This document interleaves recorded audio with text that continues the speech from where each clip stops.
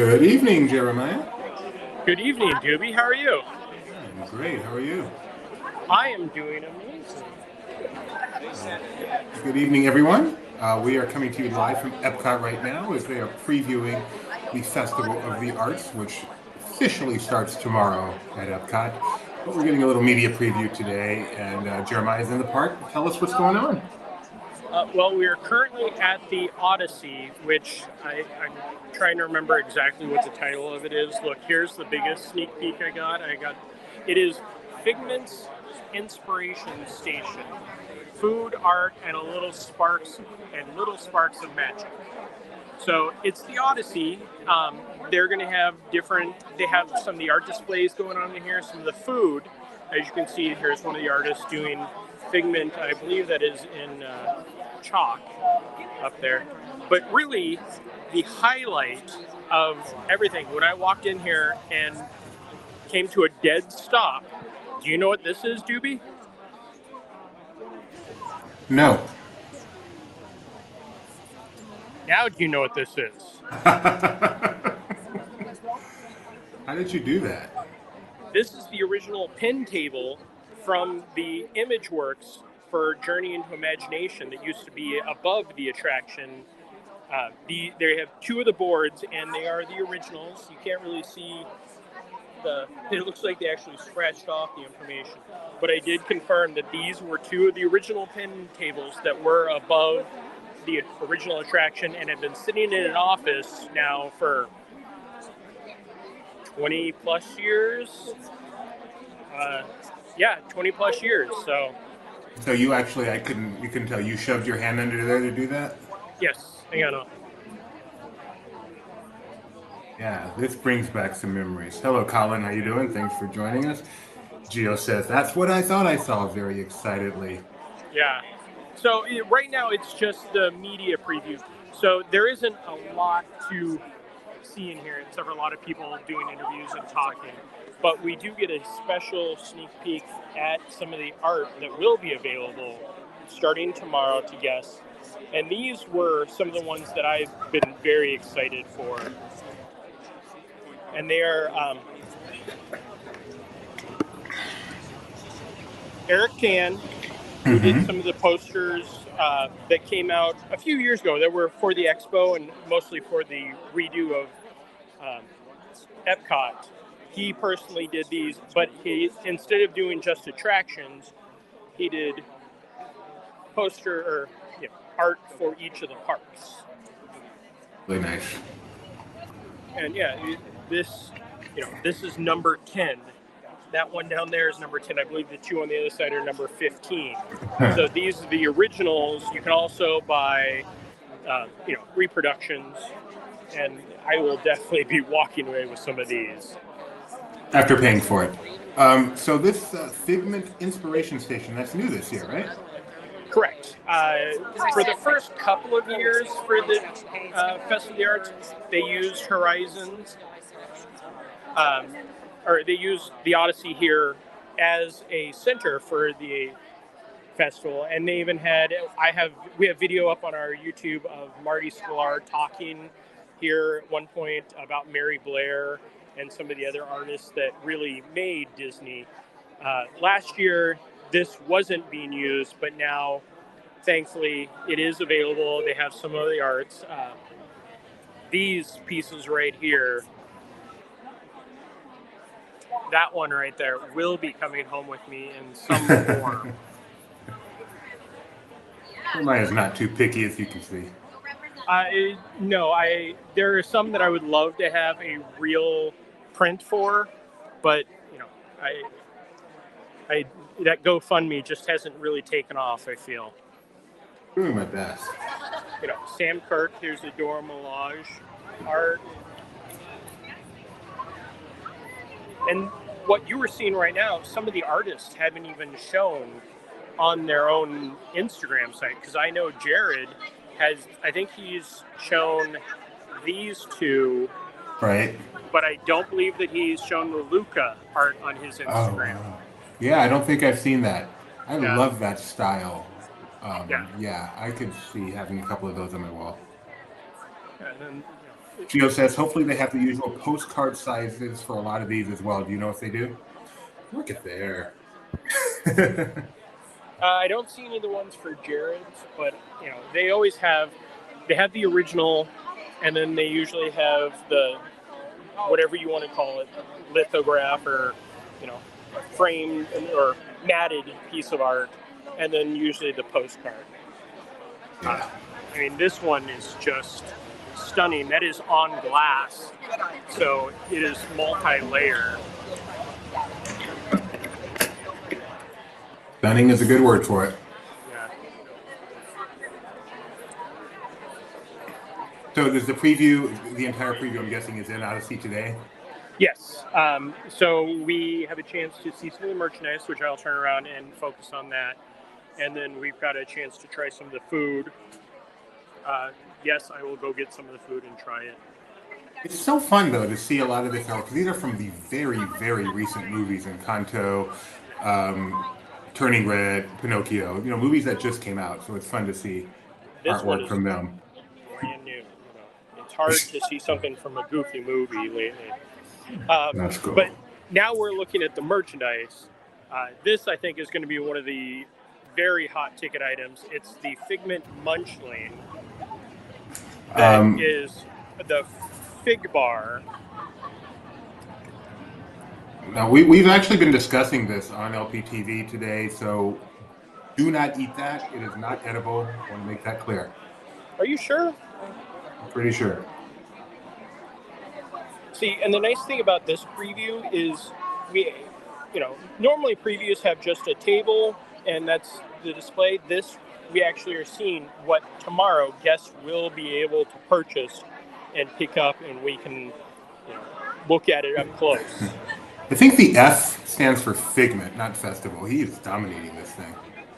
Oh yeah, no, this poster, again, the things that will be coming home with me. Why? What are you going to do with it? It's not going to be on your wall. You haven't had wall space since like the late 90s. Yeah, it's going to go underneath my bed with all my other artwork. And again, this is Jeff, who does some amazing work. Sorry, the glare is pretty good on there. I've seen the Buzz Lightyear. I think I've seen the Remy. I've seen the Spider-Man, but the Jungle Cruise one, that is limited to 95, and it's $2.99 for it. Is that coming home with you? That will be. Well, not tonight. Sadly, I shouldn't say sadly, because if it was the case, this would all be gone. Yeah, happily. We cannot purchase anything tonight. Powerline, the Sith, which that is just an entertaining. That's hilarious. Piece of art. Yeah. Max says that Spider-Man might be a problem. Yeah. No, I have one from last year's. Oh man. Aw. Blue Boy Toad. He showed the power line again. Someone in the chat is mentioning. Wait, power line? Powerline. Put it down, Jeremiah. Put it down. Yeah, I was already asked to not touch things that would go in my pocket. This power line. Or the other one. I'm not sure. I'm guessing this one. So, yeah, there's more than one power line out there, person in chat. So. Yeah, I'll go over to the other one and re-showcase that, because this one is really, really nice. What I like about you, Jeremiah, is you and I, we see eye to eye. I'm doing the dance. You just can't see it. Do you know who the artists were for those? That is a great question. For both of those power lines? That is Chris Uminga. Yeah. Only 95, and it's only 179. So I know, but bad. It's also it's not much of a canvas. I think it may be actually on wood. Special kind of wood. Yes. And there is a postcard for that one, and then I'll go over to this one.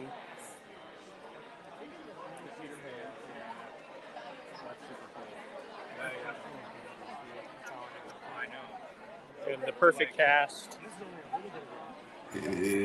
Yes, Anita Moises, I believe. Yes, for $3.99. And they do have, so they definitely have some availability for the different sizes. I do feel like since that was our CEO that has that one, I may be having to pick something up tomorrow. The Spider-Man is Jeff. Jeff Granito. Yeah, his Instagram. Like I actually own the first Indiana Jones piece from 2021. Yes, he made that, and that's the one that I was searching for quite a long time. Can you pan to the windows again? I presume that rainbow can be seen from the outside as well. Yes, we'll have pictures that'll be up later on. This really is something cool. I'm going to go over and get some food, but there is also the Brush with Masters again, and then this is just a super cute gift card. Yeah, I love that the band is actually the different colors. Now let's go over and get some food. Real quick, do you know if Alex Mayer did a piece this year? I have not seen anything from Alex. And favorite for years. Hello. Hello, all you vloggers that are here and not at Super Nintendo World.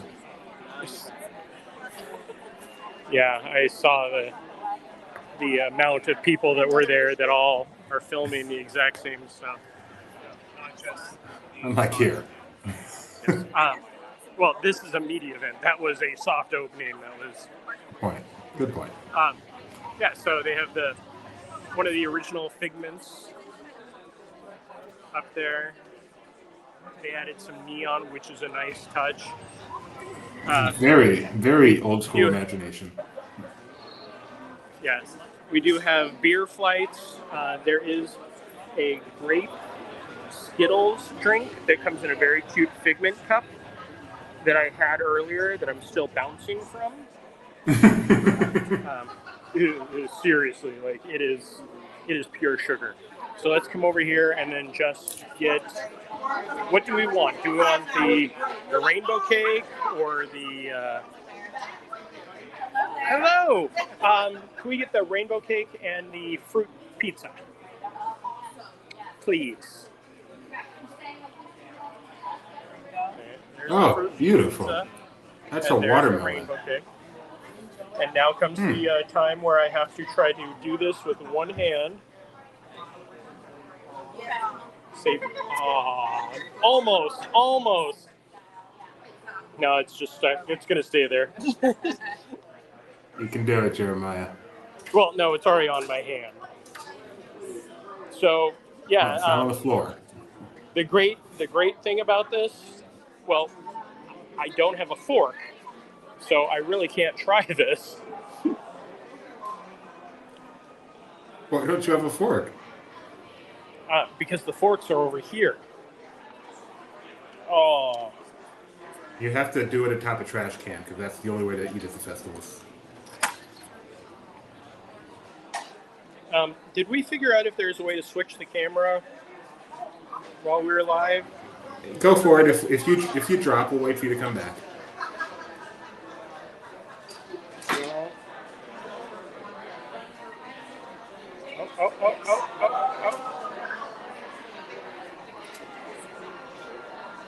Look at this. This is such a horrible idea. What Roosevelt are we rocking today? This is actually an EPCOT shirt from a few years ago. This is the Figment.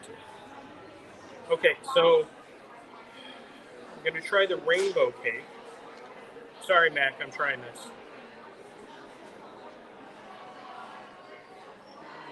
And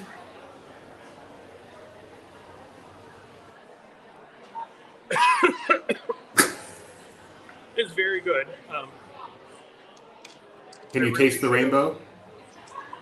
The Skittle that was on the top of it just rolled off.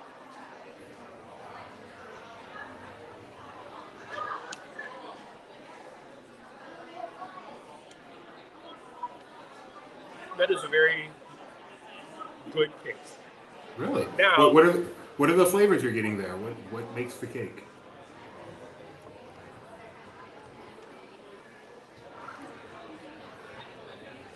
Stand by. Could have done that.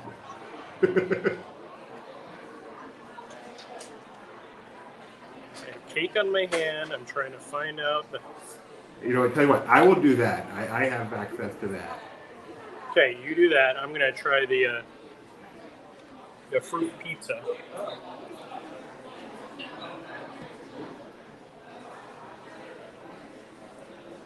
That is watermelon, blueberry.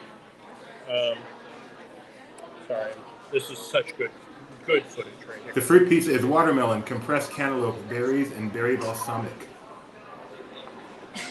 Ooh, I'm not sure about the balsamic, but also this is very much the. Do we remember 2 years ago when I said I was never going to eat stuff on here? And now watch what I'm about to do.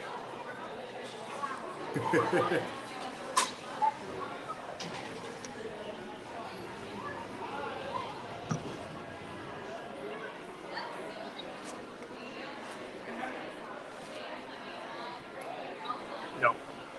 No. Whew. The balsamic. You know, everything else is good and fruity, but then you have the balsamic that kind of just adds that tart to it. Yeah, I'm not a big watermelon fan. To call that pizza is like the thrill of victory, the agony of defeat. I'm not a big fan of that. Hey, Jeremiah, we just got while you try to compose yourself and turn the camera back around, I'm going to show some news. Just tweeted out by Brooke Geiger McDonald on January 13th. That's tomorrow. A new beacon of magic celebrating Figment will debut on Spaceship Earth for 2023 International Festival of the Arts. The Technicolor tribute features music that is bound to spark your imagination, along with the spectacle of dazzling light. Check that out. Should I go thank Brooke for that, since she's like right behind me and she just got done talking to the entertainment people? So yeah, let her know. Thank you for that tweet. Click setting on the bottom.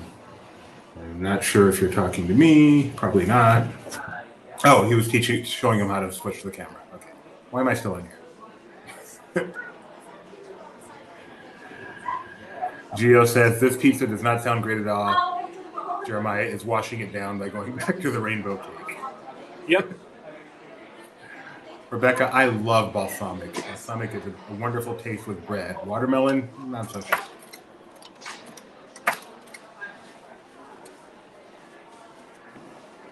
So, fun news. Jeremiah will be back tomorrow, apparently, to get the new Beacon of Magic on Spaceship Earth. I love that they are using that. They're changing it constantly.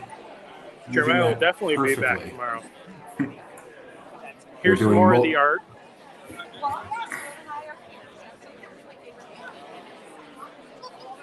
That is very cute.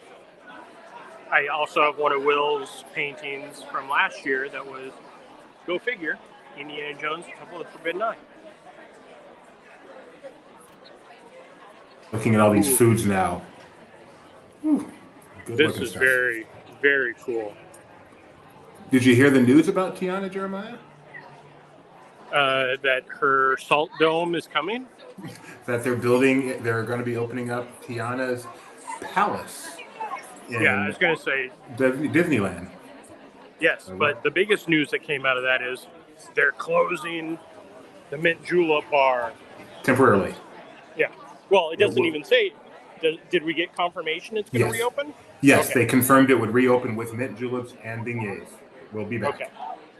So good. French Market is closing permanently. Mint Julep Bar is closing temporarily. Tiana's Palace is coming. Sometime this year. Yeah. But yeah, that's, that is really just about it. I mean, I can pan around and see Yeah, do a 360 for us so we can get an idea, since this is a new area for the festival this year. Yeah, we don't know all of what's going to be in here. I know that there will be artist signing. Hey, Of Denise. course, the food will be here. So this will be a fun area to come and explore while you're here. Absolutely. Well, Jeremiah, I wanted to ask you, Jeremiah, before you leave, because you worked at Universal Studios for years. What are your thoughts? How excited are you for the Super Nintendo World opening today, or technical rehearsals beginning today? I am very excited. I wish I was there. I have been looking forward to this since it was announced for Japan, and I've been watching the stuff come out of Japan, watching it in California whenever I went out there. And I actually bought an annual pass last year for the exact purpose of visiting this year to go to Super Nintendo World. Wow. Well, just trying to get your opportunity. Yep. Well, thanks, Jeremiah. Jeremiah will be back tomorrow. We're going to be live again tomorrow as we actually see the entire Festival of the Arts, not just this media preview. But don't go away, because we are going to give the latest on we need to name this. Like, there's Watergate, and we need to give this a name so we can have continuing coverage of Nelson Gate, something. But Kyle, that's your job. Work on that name, Kyle. All right, I'm going to bring on the chief correspondent for Nelson Gate, Benji, and say goodbye, Jeremiah. Good night, Jeremiah. And we will find out the latest on Nelson Gate. Nelson Gate. Not to be confused with Name Gate. So there's a couple things I want to bring up. We don't have all the time to go back to the beginning, but they just did another filing, the Tran Fund Management folks, saying that they're going to be doing search engine and social media advertising. Wow. And here are their slogans. They have a list of three, I don't know, let's say about 10. Restore the magic at Disney. View Trian's case for change. Reinstate the dividend. Trian believes one of the most advantaged consumer entertainment companies is in crisis. Total shareholder return has materially underperformed the S&P 500. Trian believes that investor sentiment on Disney is low. It's time to restore the magic. Disney demonstrates poor corporate governance, strategy, and operations and capital allocation. I don't know what else there is. Meet candidate Nelson Peltz. Learn about Trian Partners. Trian's objective is to create long-term value at Disney by working with Bob Iger and board. Disney is undergoing a lot of change. Trian is not trying to create additional instability. I would beg to differ. Read the latest newsletters, press releases, presentations, and SEC filings, and restore the magic for Disney shareholders. Learn about Trian's initiatives. Wow, those really just roll off the tongue. They clearly know what they're doing when it comes to marketing these days. Where can people find that? It's an SEC filing. You can go to SEC. I thought it might be on their webpage, but yeah, I mean, I guess the SEC filings are probably on their webpage. Yeah, or you could probably just Google Trian and you'll see one of them. If they're doing it effectively. Why do we have to do an SEC filing to say they're doing social media advertising for this? Because they're soliciting. It's considered a proxy solicitation. Okay. And when you're the guy that the board's against, you want to make sure you're doing everything above board. So I know we're not going to go through everything right now, but it's been a busy 24 hours. Just some highlights, please. Sure. So Trian Fund, which is effectively run by Nelson Peltz, apparently reached out to Disney, Bob Chapek specifically, in June or July, and presented his opinion that he wanted to join the board. He was sort of repeatedly rebuffed, including after the disastrous earnings call of November 9th, and was still rebuffed. And then Bob Chapek came in Bob Iger came in, once again rebuffed, and sort of upset Nelson in terms of the way he was rebuffed. He felt disrespected, which is part of the reason this is probably still happening. But I got to tell you, I've been watching investors all day, And it seems like this has a good chance of passing. If I had to guess, I would say this is going to happen. Have the major investors been actually making statements on this? Yeah, different funds are saying that now. To be fair, we're only getting his side of it. We don't know what's going to happen with the other side, but yeah, it's interesting. I'm waiting at some point, and it might not be today, but at some point Disney will release their proxy statement with their reasons they think he's wrong. Now, Nelson did pop up on CNBC earlier today for an interview on Squawk on the Street, and you can find it on CNBC's website somewhere. And just if you guys want to see that, once we're done talking about this, I'm just going to show that interview again. A part of that interview again is 5 minutes, 5-minute clip from it. That's really interesting. But go on. I'd love to hear your take as someone who's maybe not, didn't know who Nelson Peltz was before yesterday. I'm guessing. I don't need to. Yeah, I just find it fascinating how things work in the upper echelon. It's hard to get away from it seeming so personal. This is someone who is 80 years old, who has all the money in the world 10 times over, and if I'm in that position, I might be on a Disney cruise ship somewhere, but he is deciding to have this fight.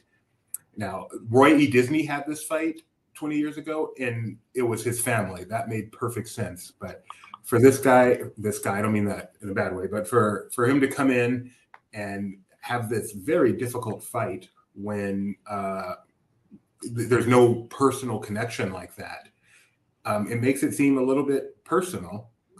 It also seems a little bit arrogant, but not in a bad way. You can't have success like this without having some confidence in yourself, but it does come across that way. And like you said, there's nothing he said in his campaign speech that anyone is going to disagree with, really. Including Bob Iger, right? Yeah, well, that's what I mean. Why it's a little confusing. Yeah, that current Disney is gonna disagree with. So, but yet he's still going for it. Now, clearly but at the same time saying, I'm not here to get rid of Iger. I don't want to create additional instability. So he's not here to oust the management. It's just like he's saying, I am such a force, as an outsider, I'm such a force that I can come in here, push my way under the board, and demand the changes that are going to take what is a solid company, nowhere near on the verge of bankruptcy, and just fix the relatively small problems that they have. That takes a level of confidence and arrogance that only a billionaire has earned, which he most definitely has. So that's how I see it as an outsider. But it's fun. I also see it as a lot of fun. Yeah, I mean, it's fun till someone gets hurt, right? The one thing I didn't mention, or at least I don't remember mentioning earlier, was that he laments that they took someone from the parks and made them CEO. And I think, Disney fans, while not, I can't speak to them as a group, many of them think that would love to see Josh Tomorrow have a bigger role at Disney.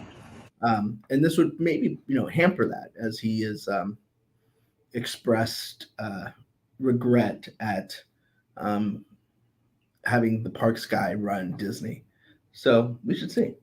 I'm sorry, he was upset that the parks guy got promoted to Disney? Yeah, I mean, he felt it was upset, maybe not right. He felt it was a bad decision. Did he have a preferred candidate? No, but I think, it's funny because, a couple of things. One is calling Bob Chapek a parks guy is a little bit much. Right. But he also talked about, Jay Rizzullo, Tom Staggs, Kevin Mayer are all gone. None of those guys were studio guys either. Tom Staggs was Parks and CFO. Jay Rizzullo was Parks and CFO. I think I thought that was funny, but and that's what strikes me the most about this is how much it feels like a political campaign. Not everything is 100% accurate. Everything does not feel like 100% genuine. It feels like a political campaign, and that's just not how I would have thought something like this would feel. I mean, it's literally. They're literally doing, political ads, right. Essentially, right? It feels like. Thanks, Kyle. It feels like someone coming in and trying to do what it takes to get in office. not that he's necessarily lying, but politicians feel that they are going to make a huge difference when they're there, and whatever it takes to get there, it's just kind of expected that they're going to fudge things for the greater good. That's not what I really expect from something like this, but apparently I'm wrong. That's what I'm getting. Here's a good question. Total outsider, non-business person question here. Some say Chapek listened too much to Wall Street. Does Trian reflect that take? I mean, he is Wall Street. Right. I that's the concern, right? I mean, here's a guy, he's never run an entertainment company. It makes mainly consumer products like, Procter and Gamble, Heinz, stuff that you buy at Safeway and or Publix if you're on that coast. And I'm looking at his record. There's no question that he's performed well most of the time, GE being a notable exception. But does that mean he can run Disney or has something? I mean, because he's not running Disney. The question really is, this is what you're both pointing out to. Is he going to contribute enough to make up for the fact that he's kind of arrogant and probably going to be a pain in the butt, right? And, he's going to be there causing trouble, politicking, right? He's going to have all the information. So, when it comes down to big decisions, is it going to be Bob Iger's word or is it going to be, or Mark Parker's word, or is it going to be Nelson Peltz's word? So that's a good, sorry to interrupt, but that's a good point. So as far as we know, no one on the board certainly not a plurality, a majority of the board would like to see him join.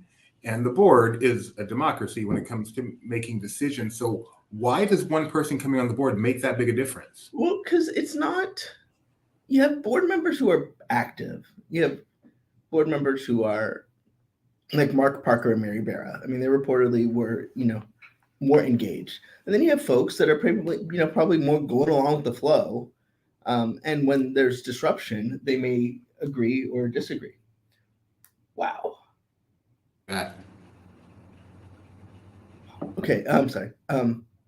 So now it becomes a political campaign. It's like the Speaker of the House thing, right? It's like you're literally fighting for each vote for all these major things. We saw Bob Iger lose to the board, essentially, under Susan Arnold. I don't know what his relationship is like with Mark Parker. I would expect it's pretty strong considering, they agreed on the Chapek situation. But, that's a good question. I love how it could be anything from the proxy is out to, wow, they actually do have 5 dozen eggs in stock at I'll tell you what the wow was. Tim Cook's compensation, $100 million. Wow. That just came out on their proxy. So, well, apparently Iger needs a raise. That is one thing he did not complain about was how much the executives make. Did he? Nelson Peltz. I don't think he mentioned executive compensation. Well, I think they did to a point, but it's probably not his primary concern. Just one more thing to throw in there, people can latch on to. What does the board do? Obviously, they do huge stuff like choosing a successor, but in terms of decision making, I've heard you say the board has to approve, and that surprised me. I would have thought. I'm surprised at how much the board has to approve. At what level does the board get involved in approving, say, a new land or a new attraction or a movie?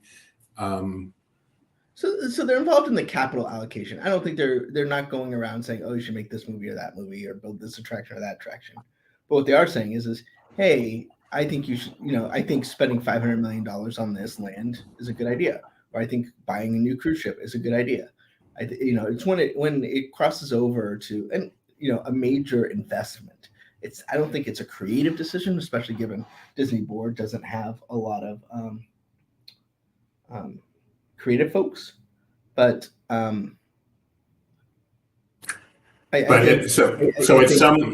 at some level of investment, whatever that level is, they have to give the yay or nay to whatever's presented to them. Right. So, for example, I know when My Magic Plus was being pitched, that had to get board approval. Or, there's has to and should, right? You're going to not just keep ice on either. Okay. I just was curious because I was surprised at that. I thought that was pretty much the CEO's job, and the CEO has the people below him, So, and just so the it's board stuff like, made sure the CEO. dividends, share repurchases. That I figured, but I was surprised that it came to green lighting pretty much anything other than a acquisition. Yeah, well, I mean, sometimes these attractions are bigger than acquisition. As I said, they're probably not looking, they're looking at the amount you're investing in movies. They're not saying, I want Hocus Pocus 3 as opposed to, Pirates 4 or whatever. I mean, they're not doing that, I don't think. But they are, saying, okay, what's the right slate? I mean, and, most of the time they'll get a proposal from somebody and they'll maybe give their 2 cents or whatever. I mean, they're not in the weeds, but they do sort of need to make sure that whatever money is being invested is where they want to put it, as opposed to something else like a dividend. And so when Trian, if they should get that board seat, perhaps when they bring in and say, we need to invest $6 billion in streaming content this year, he's going to say, that's not a good idea, and try to rally them and bring that down to $3 billion or whatever. Right. I mean, maybe. I mean, I don't know. They're very nebulous on what they want. Let me be clear. This is not something where he has a great vision of what to do. This is something where he feels that when he gets in there, he'll see what's going on and be able to give good advice. There's not a lot of answers in this proposal. There's not a lot of what we want to do, right? I mean, outside of like obvious things like, make more money. And just to be clear, you did correct me. He did mention at some point in that document about compensation. But as you said, it's not that's not one of his big selling points.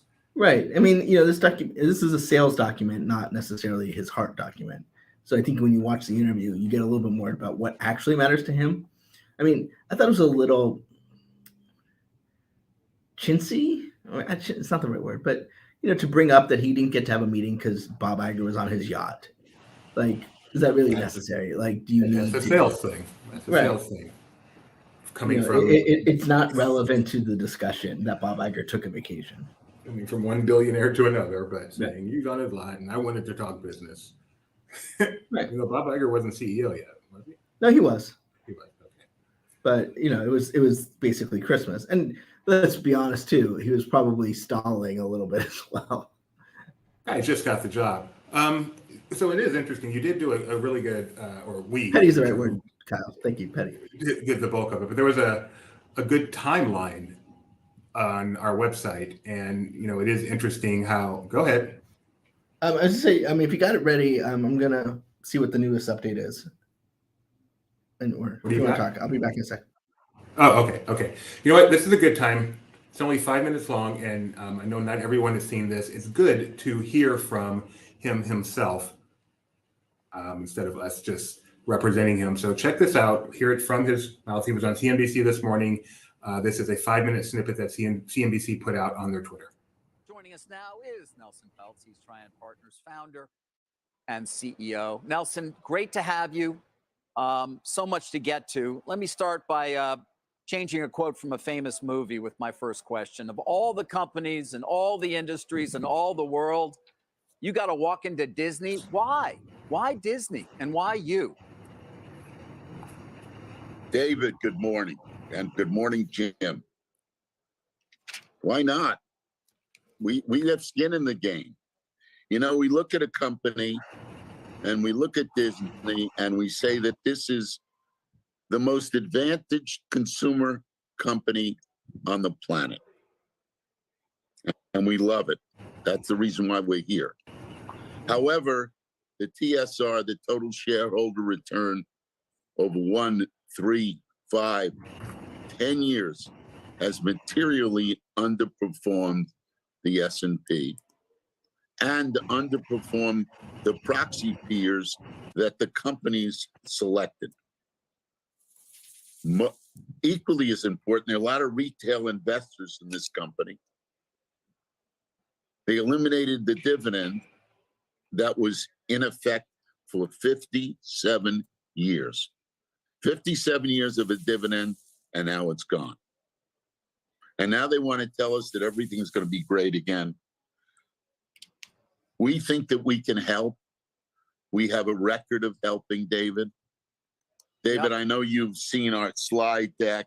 You know, if you look at our slide deck, okay, if our slide deck only had 3 pages on it, it would be page 5, which is the stock chart. That would be our first page. Okay. It would be page 8. That would be our second slide. Page 8 tells us that on every board that I have served on, and I've probably served on more boards than anybody that I know, that company, whatever board it was, has outperformed the S&P by 900 basis points annually.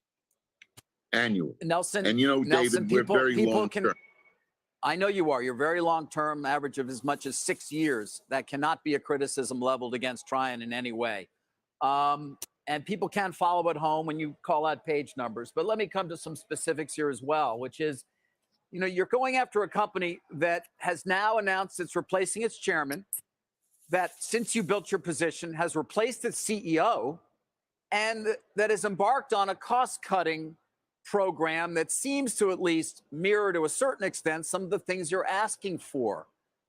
Why continue to want a board seat when they seem to be doing a lot of very active things, Nelson? Think of all the positive impacts we've had in just such a short period of time. Think how much more we can help. The fact that they changed their chairman, well, they had to. Miss Arnold is stepping down this year, but they picked Mr. Parker, who did a wonderful job at Nike. Now, Mr. Parker will be the second of only 2 people that we know of in corporate America that are chairman of 2 companies simultaneously. But he was here, he voted for the Fox acquisition. He voted to make the acquisition of Sky. Think about that. They lost about $50 billion on Fox. Fox hurt this company. Fox took the dividend away. Fox created what was once a pristine balance sheet into a mess. Right. Had they bought Sky, which he and everybody else bought, they would have spent $100 billion. They would have spent $34 billion at their price for something that analysts estimate today is worth $9. All true, Nelson. Although when it comes to Sky, when it comes to Sky, obviously they did bid it up, but then our parent company paid and they benefited from that as a significant shareholder and owner of Fox, that being Disney. You know, listen, I know you're focused on the Fox deal. David, David, you're 100% right. But the $50 billion is after the Sky proceeds. So that was Nelson Peltz this morning on CNBC. It was about a half-hour interview, I believe. You can, if you're a CNBC subscriber, you can see the whole thing on their website. I'm not sure if they repeated it throughout the day. But there you have him making his case to the financial, the entertainment financial world of CNBC. Go ahead, Ben. Oh, I just want to say, so I mean, I think people are just digesting this, and I really think, you know, one thing I keep hearing is that Bob Iger needs to lay out his vision, and I agree. I mean, I've said this for a couple of weeks now. It's like, what's the plan here, Bob? And you know, I trust him, but there's still got to be a plan, and we're waiting on that shoe to drop, and I'm sure you know it's going to need to drop now, and I don't think it's helpful for them to wait much longer. Now, I don't know what. I don't know what they're waiting on. I mean, this complicates things just to begin with, but I hope it comes soon. At some point, you wonder if there is a holdup. If I can't imagine Bob Iger, he's been doing this for a long time, doesn't have stuff in his head. Did it just take that long to get through all of this, or is he? I think part of the problem is they had to deal with this, right? You know, this was still going on as of yesterday, and so you can't, you know, you're dealing with this while you're trying to come up with your plan. I mean, this is maybe part of the reason that you don't want this to happen. It's just another thing to do, you know. But Trian, Nelson Peltz, Trian, the company that he invests through, owns about 0.5% of Disney stock, just to give you some idea of how big a shareholder they are. That is a huge shareholder when you own half a percent. This is the guy that owns 1/200th of Disney. That's not a small amount, worth about $900 million. So good stock right now. Got over 100 for the first time in quite a while today. A little bit under that now, but still up 3.5% today. After market trading, obviously. After hours trading, obviously now, but still up quite a bit today. Great day for Disney stock. So I'm not sure if that helps him or helps Disney, helps both somehow, but very interesting.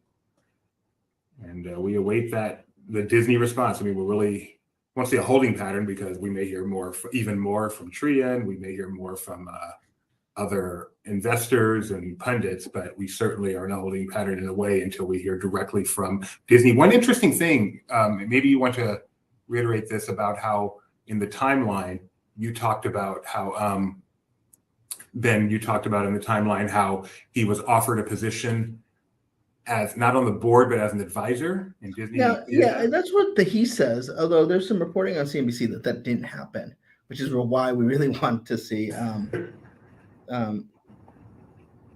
see what Disney has to say. Because I mean, did it happen? I mean, I can't imagine they're lying. So I don't know there's a lot of just sort of, I don't know what you want to call it, just sort of tacky back and forth here. I mean, well, I guess not back and forth one way, but I feel like it's going to be both ways eventually. And the SEC, Disney's proxy response is important because in a sales document, you can say whatever you want. To the media, you can say whatever you want. When you file an SEC filing, you need to be honest. Well, yeah, that's why I don't get, if he says it in an SEC filing, I can't imagine they're going to falsify that. I mean, someone like Tria who has engaged in this kind of thing before, it just seems odd. So I'm really curious to see Disney's take on it and response. They can also respond to his proxy, besides just making their own case. I mean, which could come at any time. It could come in the next hour. It could come in 3 days. Here's my best guess. Disney's response is 100% ready, but because of their tech issues, they don't know how to get the PowerPoint done properly, and that's really slowing them down. Well, I mean, I don't know if you saw the interview this morning. Nelson Peltz in technology might not be. Let me see that. I want to show that tweet. That's a tweet worth showing. Playing that real quick. Yeah, obviously he did the interview remotely, as you could see there, and about midway through there was some humor. In the meantime, we've got some other breaking news we're about to show you right after we show you this tweet. So let me get this up there. And imagine you're talking to CNBC Live about a huge, one of the biggest companies in the world, and your goal, your interest in getting on the board and making major changes. And then this pops up. Your free Zoom meeting has ended. Thank you for choosing Zoom. Should we Google Nelson Peltz's net worth? Whatever it is, I'm sure it's enough to afford the paid version. 1.4 billion. But is this really on Nelson? This isn't CNBC sitting in the Zoom link? I can't imagine seeing the Comcast has a corporate plan.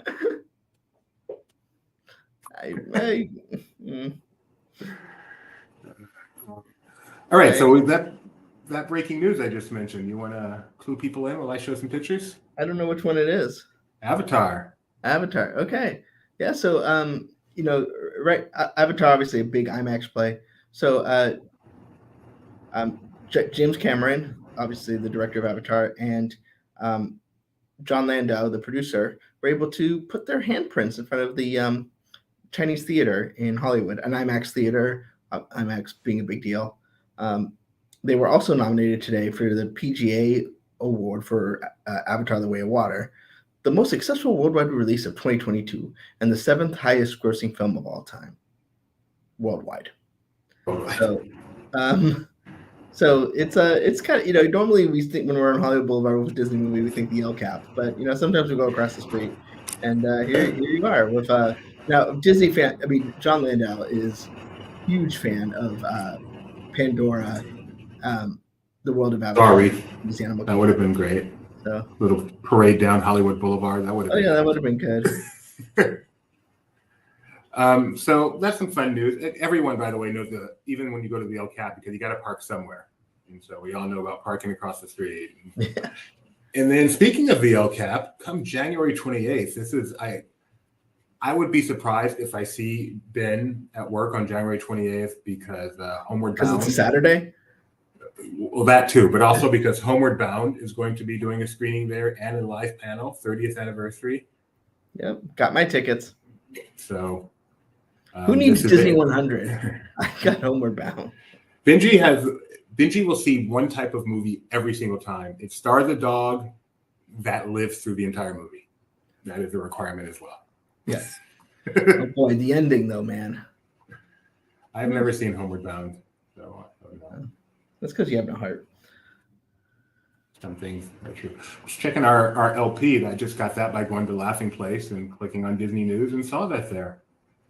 It's been quite a day, man. We were at Super Nintendo World today, live. We were just at Festival of the Arts.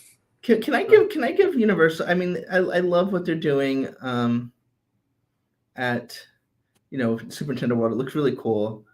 But come on, Universal, you're really announcing the opening of Twosome during the Disney 100 kickoff. Go ahead with that. Did we tweet that, or where did you see that? It's in To Do. Okay.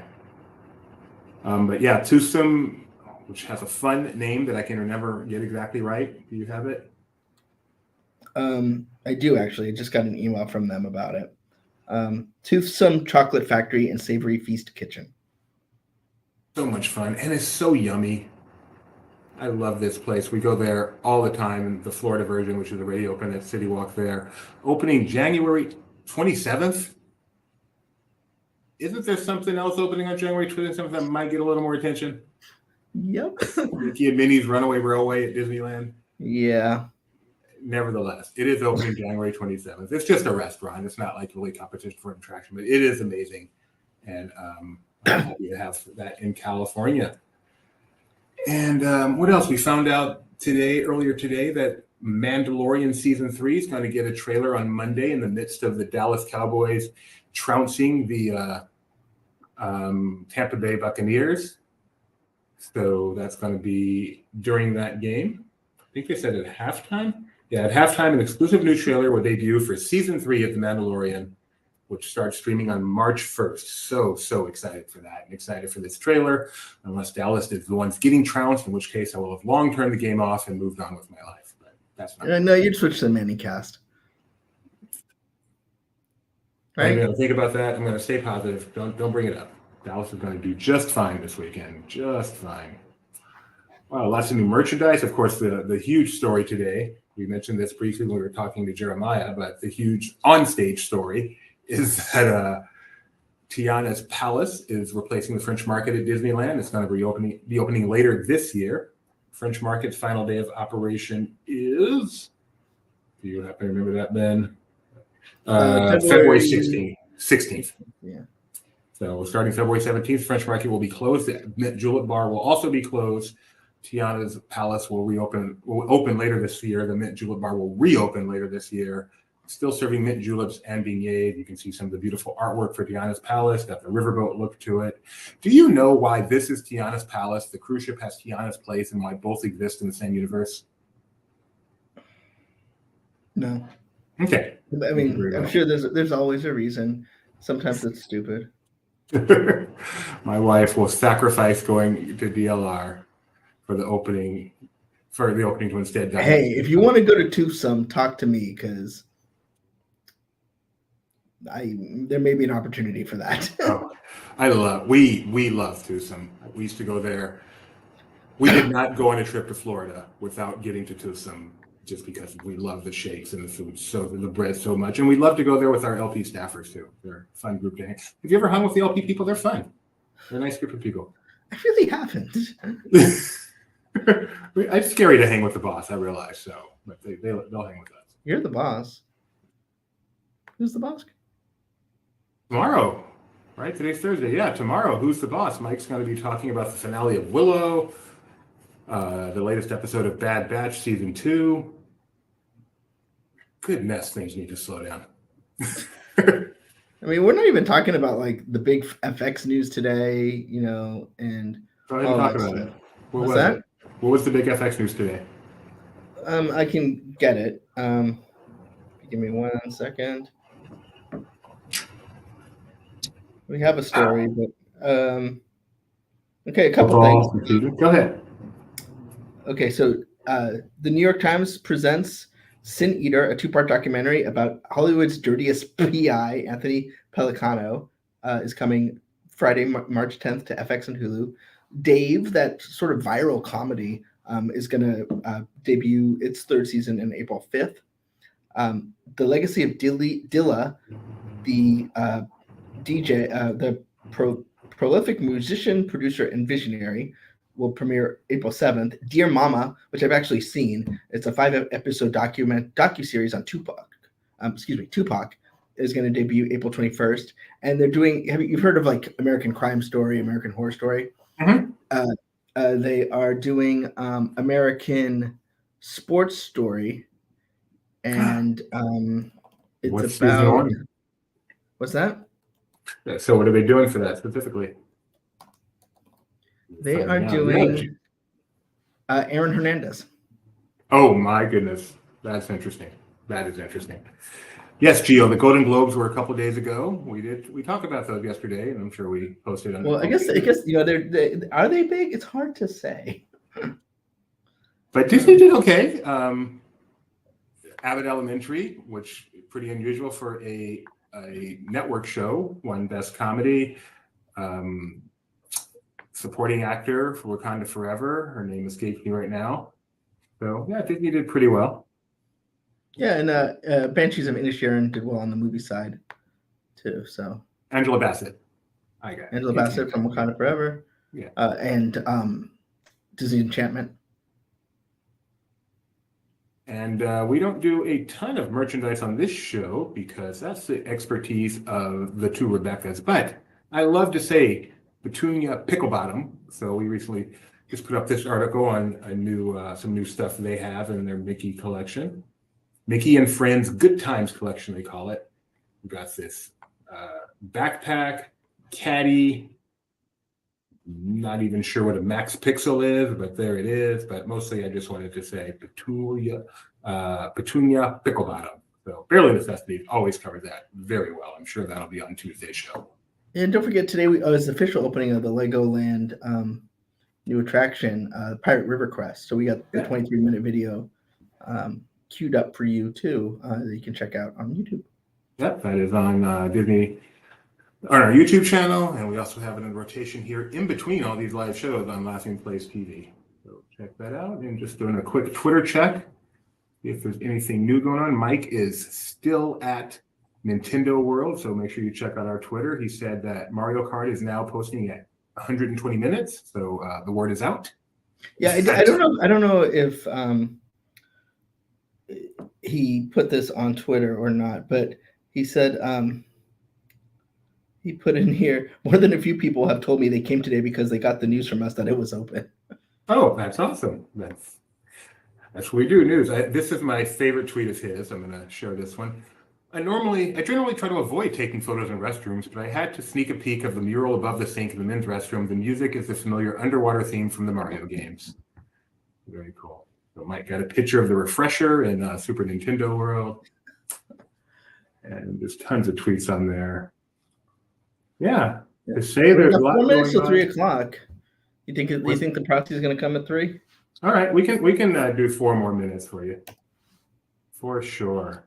So based on what you own Disney stock, right? Or at least someone in your family does? Yes, indirectly and directly. Based on what you know so far, are you going to vote for Nelson or against Nelson? Just a reminder, that's a good reminder, these are Universal within technical rehearsal that does not open officially until February 17th. So other than advertised previews for various groups, there is absolutely no guarantee it will be open. I see zero reason to vote for Disney. I'm loath to rock a boat. Disney, while they certainly could be doing better, are not doing poorly by any stretch of the imagination. I care more about it from a fan perspective than my wallet perspective.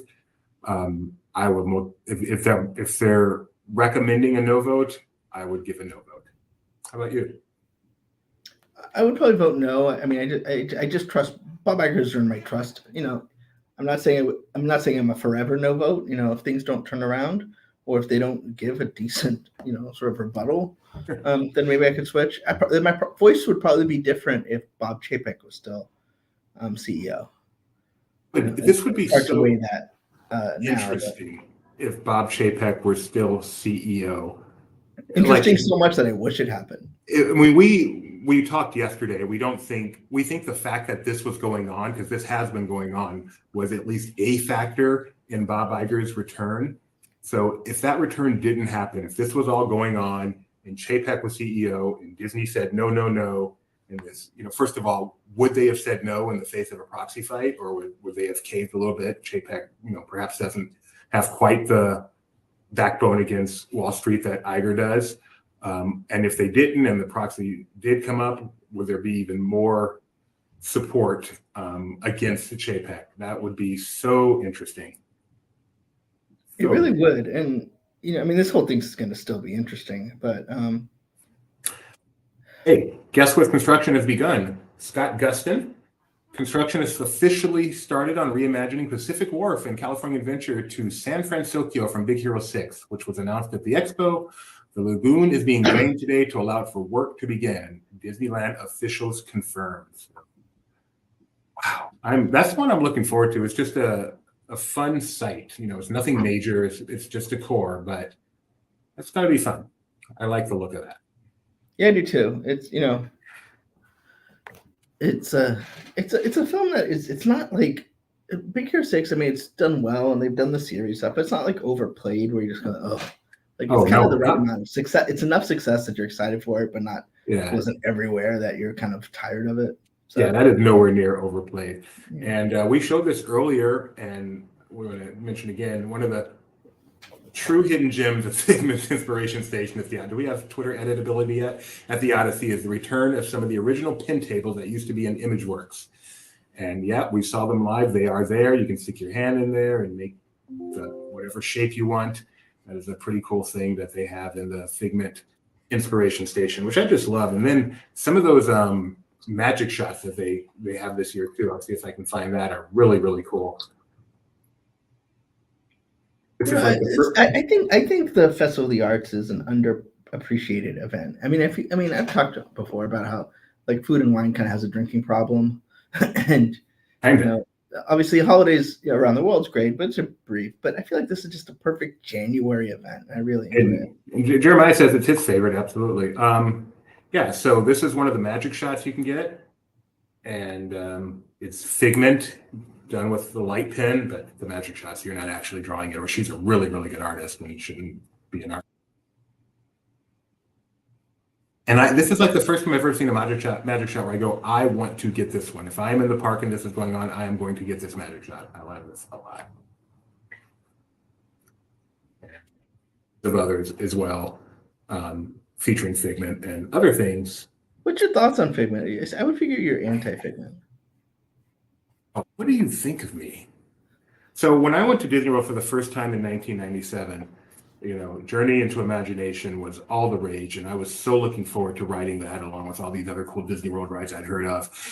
I have never been so disappointed on an attraction that I was when I rode that attraction. It was not good, just not good. I think Dreamfinder. I loved it. Now I'm significantly younger than you. But Dreamfinder does much better as the spokesperson for CC's Pizza than he did in Journey to Imagination. But Figment, the character, is wonderful, fantastic. Tony Baxter character. I'm glad that he has survived that and has become the unofficial mascot of EPCOT. Because he's an original park character too, and that just makes it all the better. So I love it. Well, I think that's what we're gonna get for this hour. Okay. Well, we're still on Proxy Watch 23. Back to you, Jim. And Kyle, if you're out there, we need a name for this. Nelson Gate is not going to work, but we would like a name for this ordeal. Save Disney kind of worked really well, but what did it? Restore the Magic just doesn't have the same flow to it to me. So, Kyle, get to work on that. Remember what Save Disney's other tagline was? Well, it was kind of like a Save Disney : Save Disney for future generations.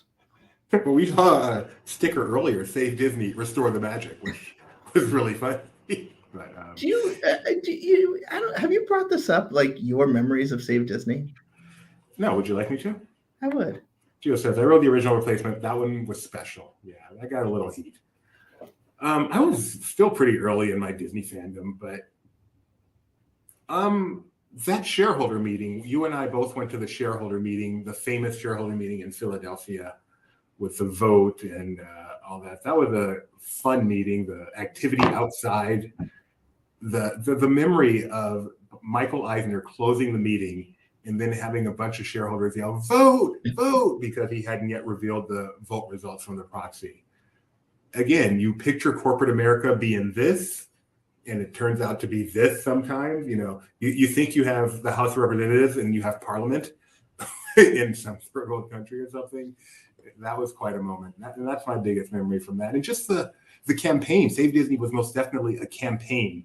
Just like we talk about this being a political campaign. There were newspaper articles constantly, Roy Disney constantly speaking. I remember, was it NFFC? I think he spoke at the NFFC convention that year, which was, you know, a bunch of Disney fans. And we're talking Roy E. Disney. I mean, and it felt like a stump speech. We didn't, I'm speaking personally, I didn't feel like he came to talk to the Disney fans, and that felt special. I felt like he came in, gave his stump speech, and got out. It felt so political. So that's my memory. I'm sure you have some more specific ones. I just want to give an update real quick. Jim Cramer, who, you know, had a fairly decent voice on getting rid of Bob Chapek, is on was talking right now on Mad Money, his, you know, so, and he's talking about what was that again? He likes Disney stock, but that he doesn't like the recent performance, and you know, that the point of a board is for shareholders to execute authority over the company, and this is what Nelson Peltz wants. All right. He's not wrong. I mean, it's not a question of whether Nelson Peltz should be able to. The question is almost as a fan, not, you know, do we think Bob Iger needs the oversight? Normally I would say absolutely the CEO needs oversight, but, you know, I think Bob Iger has earned a decent amount of he doesn't lack oversight, does he? I mean, is the board just a rubber stamp board? Apparently they you know, with what saw with Chapek, it didn't look good, right? Yeah. And, you know, I mean, right now his quote is, I think management has done a terrible job at Disney. That is Kramer's quote or Peltz's quote? Kramer's quote. In watching the stock like that, I am genuinely surprised at how quickly the momentum of Bob Iger fell off. And that's what people want to get rid of him. But when he came on, there was just this feeling of a big exhale. Iger's back. Let's go. And that momentum is gone. It's gone. And maybe it's his fault. Maybe he should have somehow, I know he's busy, somehow come up with that vision that we've all been waiting for. You know, but it hasn't happened. And I feel like he's now swimming uphill, swimming upstream, running uphill. But you no longer have to pay for parking at a Disney World resort. So no matter what happens from here on out, we got some plus out of this. And I mean, Kramer right now is talking about how Bob Iger should be held accountable for the poor Fox acquisition. Well, you know, and it's funny, this is a time where financial and fan is probably very different. Disney fans like having the Marvel folks in, you know, bringing the X-Men in. Obviously, it's probably not worth $71 billion. Yeah, I think even Disney fans would agree it was worth $71 billion. They take a moment to think. But so I know Fox is, everyone agrees now, Disney overpaid for Fox. Fine. But there's certainly no agreement in the long term that it's going to be a bad investment, right? It's hard to tell. I mean, really, the value comes out of Hulu, right? How's Hulu going to play out? I don't have that answer. Right. So I mean, it's unanswered. It's not a universal truth that, you know, this isn't time AOL yet. Well, I think, you know, they would probably want to, if they knew COVID was going to happen, they would have bought it, right? Fair bet. Yeah, and I would hope you get forgiven for that. They did just, because of that acquisition, they did just put out what could be, one of the top 3 movies all time globally. And with 3 more movies to come, or 2 more movies to come, that's worth something.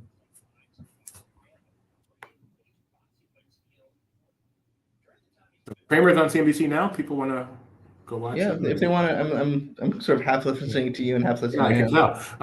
We're not going to simulcast them because we do respect financial companies' copyrights and their ability to shut us down. But Ben is watching. If you have something to say, let me finish hearing this, and then I'll be back. Yeah, please. No, definitely take a listen to that, because Kramer is a big voice in the financial community, and a loud voice in the financial community. So it's worth Ben digesting that and let us know what he has to say. Let's see. Any other news popping up on the LP? We already mentioned Tucson is opening.